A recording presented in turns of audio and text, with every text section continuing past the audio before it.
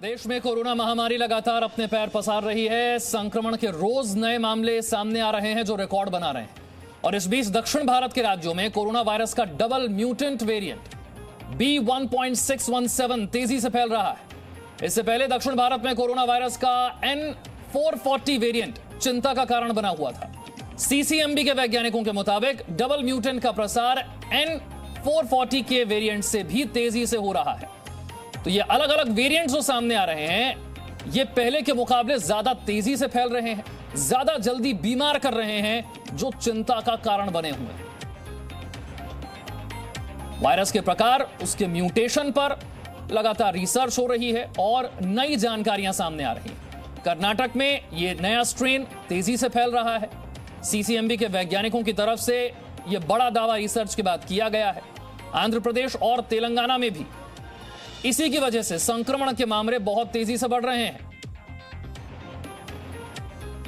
दूसरा वेरिएंट पहले के मुकाबले ज्यादा खतरनाक।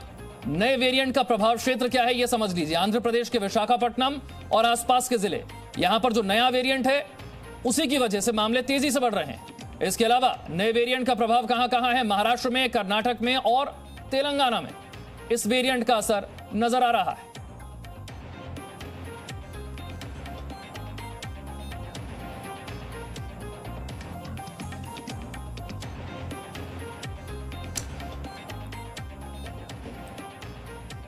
तो देश में कोरोना संक्रमण की रफ्तार दिनों दिन बढ़ रही है। बीते 24 घंटे की बात करें तो 3,82,315 नए केस सामने आए। 3,780 मरीजों की संक्रमण से मौत हुई है। और इस बीच राहत की बात यह रही है कि 3,38,000 से ज्यादा लोग स्वस्थ भी हुए हैं, जबकि 24 घंटे में 15,41,299 लोगों के टेस्ट हुए हैं। कोरोना के बढ़ते आंकड़ों के बीच कोरोना पर हर कंफ्यूजन को दूर करने के लिए हम लगातार आप तक सही जानकारी पहुंचा रहे हैं और यह सही जानकारी आपको मदद करेगी संक्रमण से बचने में। पूजा मक्कड़ मेरी सहयोगी और जानकारी के साथ जुड़ गई हैं। पूजा, सबसे पहले तो यह नया वेरिएंट क्या है, इसे जरा समझाइए और भारत के किन किन क्षेत्रों में इसका असर देखा जा रहा है। जी विशाल, ये जो नया वेरिएंट है इसका नाम N440K दिया गया है और ये हैदराबाद के वैज्ञानिकों ने इसका खुलासा किया है। भारत में जो संस्था है central science for industrial research, जो कि दिल्ली में है, उसी की एक विंग हैदराबाद में है, CCMB, जिसने ये बताया कुछ दिन पहले कि ये वेरिएंट साउथ इंडिया में तेज़ी से फैल रहा है और इसके फैलाव को रोकना फिलहाल हमारे लिए एक चुनौती है। लेकिन आज उन्होंने इस खबर के आने के बाद ये भी साफ किया कि ये वेरिएंट 1 वर्ष से साउथ इंडिया में मौजूद है, यानी दक्षिणी भारत में ये वेरिएंट पहले से मौजूद है और इस वेरिएंट को रोकने का तरीका भी हाल ही में वैज्ञानिकों ने साफ किया है। आज ही उन्होंने एक ट्वीट के जरिए ये बताया कि किसी भी वेरिएंट को कमज़ोर करने का सही तरीका ये होता है कि हम उसे तेज़ी से फैलने से रोकें, क्योंकि उसका प्रसार जितना ज़्यादा होगा, यानी वो जितने ज़्यादा लोगों को संक्रमित कर लेगा, उतना ही वो म्यूटेट करेगा और फिर एक और नए वेरिएंट को जन्म दे देगा। इस वक्त भारत में 1700 से ज़्यादा म्यूटेशन ऑलरेडी देखे जा चुके हैं कोरोना वायरस के। उन्हीं 1700 में से एक ये वेरिएंट है जिसका नाम N440K है। हालांकि वैज्ञानिकों का ये कहना है कि कोई भी वेरिएंट हो, चाहे उसका नाम कुछ भी हो, उससे बचने का तरीका सिर्फ और सिर्फ मास्क लगाना, सोशल डिस्टेंसिंग बरतना और पहली फुर्सत में वैक्सीन लगवा लेना है। ये भी आज इन्हीं वैज्ञानिकों ने साफ किया है कि ये वेरिएंट फैल ज़रूर रहा है, लेकिन हम जितनी तेज़ी से किसी भी वायरस के वेरिएंट के प्रकार को फैलने से रोकेंगे, उतना ज़्यादा हम नए म्यूटेशन को भी रोक पाएंगे। अगर तुलना करके हम समझ सकें कि पहले से जो वायरस का प्रकार मौजूद है उसके मुकाबले ये वेरिएंट कितना अलग है, कितनी तेजी से फैलता है और कितना घातक है। देखिए विशाल, जैसा मैंने बताया, कोरोना वायरस के तकरीबन 1700 से ज़्यादा यानी 2000 से कुछ कम म्यूटेशन ऐसे हैं जो दुनिया भर के अलग अलग देशों में और भारत में भी मौजूद हैं। इन वेरिएंट्स को पकड़ा जाता है और इन वेरिएंट्स में ये भी देखा जाता है कि क्या इनमें से कोई एक वेरिएंट ऐसा है जो वेरिएंट ऑफ कंसर्न माना गया है, यानी ये वेरिएंट चिंता बढ़ाने वाला है, ज़्यादा जानलेवा है, या फिर इसका प्रसार तेज़ी से हो रहा है। अभी तक N440K को लेकर ऐसी बात सामने नहीं आई है कि ये जानलेवा ज़्यादा है, लेकिन ये बात ज़रूर सामने आई है कि ये फैलता तेज़ी से है और वैज्ञानिकों ने यही चिंता जताई है कि कोई भी वेरिएंट अगर तेज़ी से फैलेगा तो वो म्यूटेट करेगा, एक नए वेरिएंट को जन्म दे देगा और एक और नई मुसीबत खड़ी कर देगा। और इससे बचने का तरीका भी उनका यही कहना है कि आप जितना कम बाहर निकलेंगे, जितना मास्क लगाएंगे, जितना वैक्सीन रखेंगे, उतना आपको कोई म्यूटेशन कम अफेक्ट करेगा और उतना ही वो नए वेरिएंट को जन्म देने में भी कारगर साबित नहीं हो पाएगा। यानी कि वेरिएंट भले ही नया है, बचने का तरीका वही पुराना है। आपको मास्क लगाना है, डिस्टेंसिंग रखनी है, अपने हाथों को साफ रखना है, सैनिटाइजर का इस्तेमाल करना है। शुक्रिया पूजा इस जानकारी के लिए। और 24 घंटे का जो आंकड़ा है एक बार फिर से आपको बता देते हैं। पिछले 24 घंटे में 3,82,000 से ज्यादा नए केस सामने आए हैं, लेकिन राहत की बात यह है कि इन्हीं 24 घंटों में 3,38,000 से ज्यादा लोग कोरोना से ठीक भी हुए हैं, स्वस्थ भी हुए हैं। मेरे दो सहयोगी और मेरे साथ जुड़ रहे हैं। पहले रुक करते हैं राजू। राजू, नए वेरिएंट को लेकर नई नई बातें सामने आ रही हैं और ये बहुत तेजी से फैल रहा है। इससे बचने के लिए क्या किया जाएगा? देखिए, उपाय वही है जैसा कि पूजा मक्कर भी बता रही थी कि लगभग 100 से ज़्यादा इसके वेरिएंट अलग अलग देशों में देखे जा चुके। इसका बचाव वही है कि आप डिस्टेंस बना के रखें, सैनिटाइजर का इस्तेमाल करिए, डबल मास्क का इस्तेमाल करिए, यही बचाव है। और सबसे महत्वपूर्ण है टीकाकरण का। आप टीका लेंगे तो कहीं ना कहीं जो चांसेस हैं फैटल के वो निश्चित तौर पर काफ़ी कम हो जाते हैं, तो ये बेहद ज़रूरी है। लेकिन विशाल, मैं आज ऐसे एक शख्स से जी न्यूज़ पे लाना चाहता हूँ, बात करवाना चाहता हूं, जिनके जज्बे को सलाम करना चाहिए। दिल्ली पुलिस में एएसआई हैं, एएसआई राकेश कुमार, जो पिछले 13 अप्रैल से लोगों के अंतिम संस्कार में मदद कर रहे हैं और हर रोज 50 से 52 लोगों के अंतिम संस्कार में मदद करते हैं। इस कोरोना काल में जिन लोगों की मौत होती है वो उनके परिवार से काफी कम लोग होते हैं। कई ऐसे लोग होते हैं जिनके पास कंधा देने के लिए नहीं होते हैं। वहां पर ये शख्स लोगों की लकड़ियां से लेकर पूजा सामग्री से लेकर तमाम संस्कार में जो सामान उचित होते हैं वो मुहैया कराते हैं। खुद क्रीमेशन करते हैं, अपने पुलिसकर्मियों के साथ मिलकर कंधा देते हैं।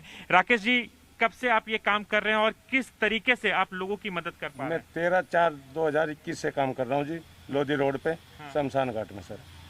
तो जैसे किसी की कोई 1-2 बुजुर्ग आते हैं, बस उनकी बॉडी को कंधा देकर अंदर ले जाते हैं जी, चिता लगवाते हैं, लकड़ी ढोवाते हैं उनकी जी, और पूजा सामग्री लगाकर उनमें फिर उनकी वो अग्नि लगवाते हैं सर।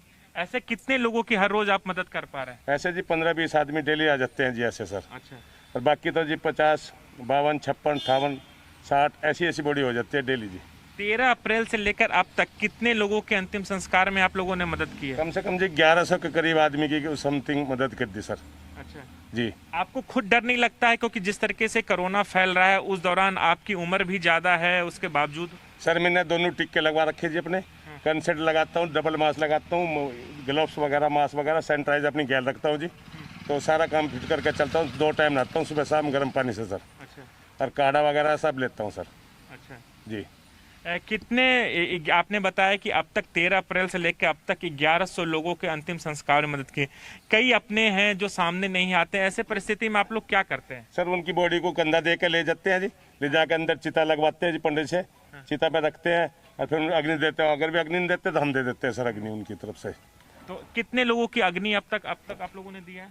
अग्नि कम से 100 आदमी करीब हमने करवा दीजिए। अच्छा, 100 लोगों की अग्नि दी। उनके परिवार से कोई और नहीं आता? नहीं जी नहीं, परिवार से कोई नहीं आता, बाहर बैठ जाते हैं सड़क पे जी। अच्छा। वे कहते हैं करवा दो जी किस डाल।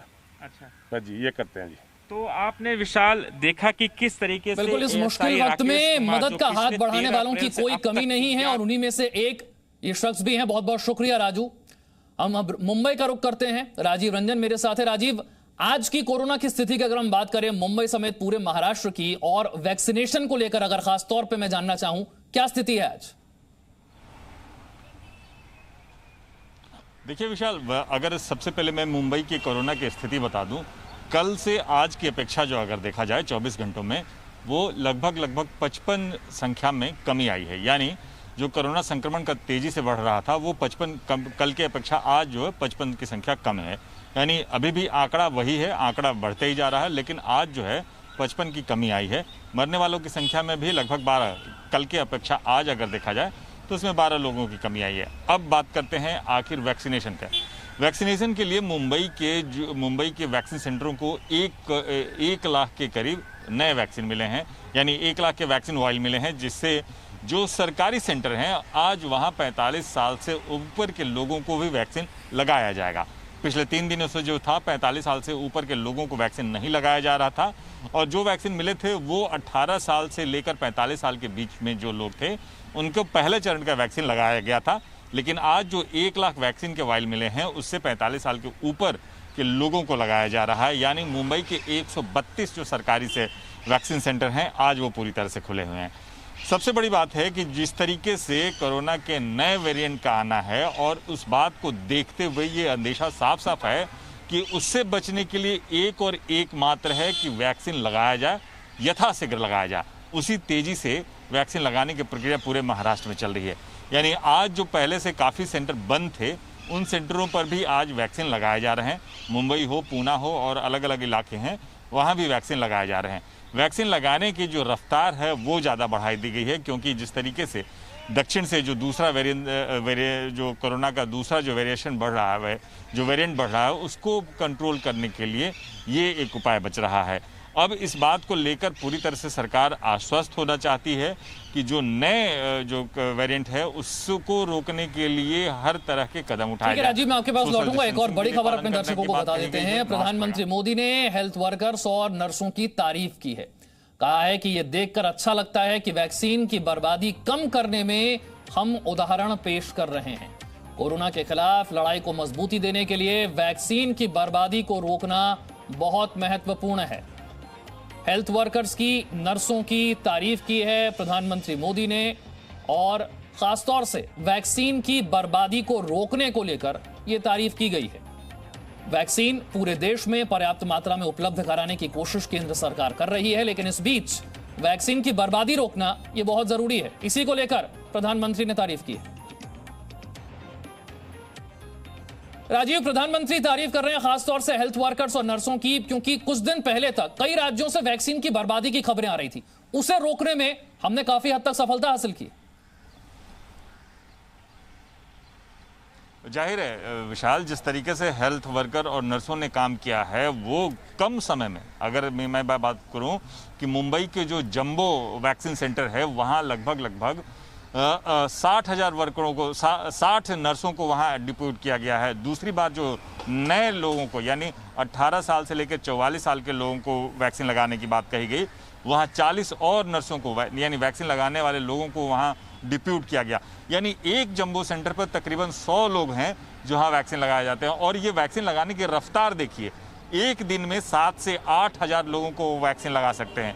रिकॉर्ड उन्होंने बताया था पिछले दिनों जब केवल 45 साल से ऊपर के लोगों को लगाया जा रहा था, उन्होंने 7,800 लोगों को वैक्सीन लगाकर रिकॉर्ड बनाया था। इसी तरह से कई ऐसे जो जंबो सेंटर हैं या जो दूसरे जो बीएमसी के जरिए अलग अलग वार्ड में जो खोले जा रहे हैं वहाँ भी नर्सों के डिप्यूटेशन यानी उन्हें बड़ी मात्रा में वहाँ डिप्यूट किया जा रहा है कि जिससे वैक्सीन खोलने के बाद यानी फ्रीजर से निकालने के बाद तुरंत के तुरंत उन्हें वैक्सीन दे दिया जाए, वैक्सीन की बर्बादी ना हो। अगर एक वैक्सीन बर्बाद होता है तो निश्चित तौर पर एक व्यक्ति छूट जाता है वैक्सीनेशन होने से, और इस तरह से अगर देखा जाए तो कोरोना का म्यूटेशन जो है वो बढ़ता जाता है।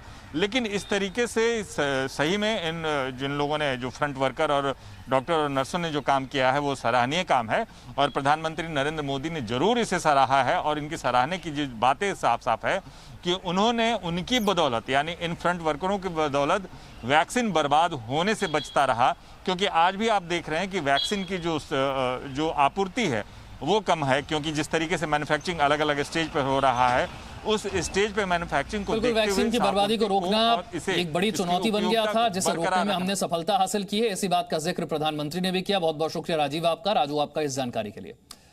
कोरोना काल में जहां वायरस के डर से कई जगहों पर परिवार और दोस्त भी एक दूसरे की मदद करने से कतरा रहे हैं, वहां श्रीनगर में एक परिवार लोगों के लिए मददगार बन रहा है। श्रीनगर में फूड होम डिलीवरी सेवा चलाने वाले राइस अहमद और उनकी पत्नी कोरोना पॉजिटिव लोगों और हेल्थ वर्कर्स को मुफ्त में खाना मुहैया करवाते हैं।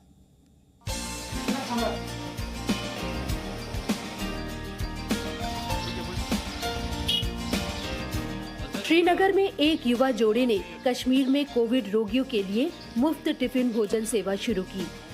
वो मानते हैं कि एक दूसरे का साथ निभाकर जीती जा सकती है ये जंग। हमारा लड़का निकल चुका है, अब तक 2 मिनट में इंशाल्लाह पहुंच रहा है वो।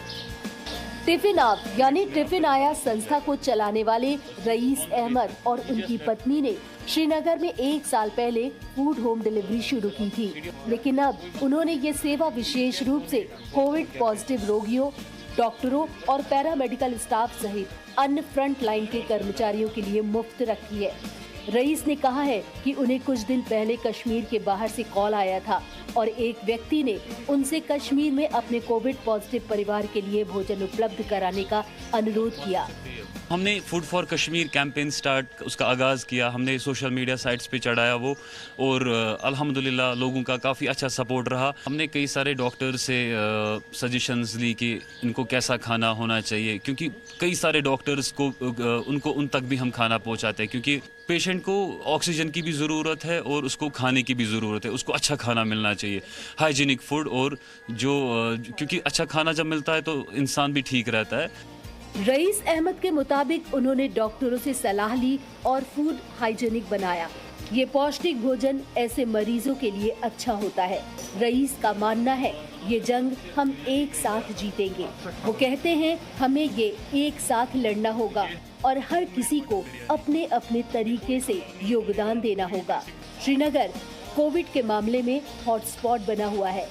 ऐसे कई उदाहरण हैं जहां पूरे परिवार या परिवार के अधिकांश सदस्य कोविड पॉजिटिव हैं और उनके लिए भोजन का कोई इंतजाम नहीं।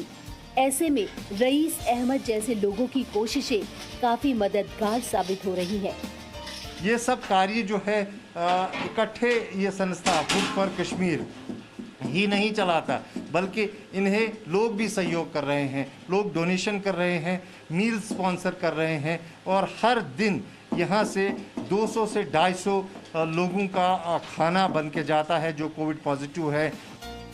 टिफिन ऑफ की मार्केटिंग निदेशक निदा रहमान का कहना है कि पहले वो इस काम को बंद करना चाहते थे, लेकिन उन्होंने इसे काम नहीं सेवा माना और अब इसे आगे बढ़ाना चाहते हैं।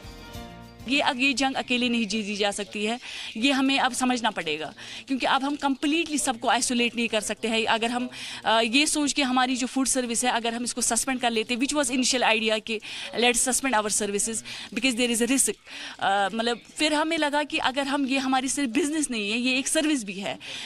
लोगों ने हमें मतलब हमारा जब चल रहा था हम used to get very distressed calls for food.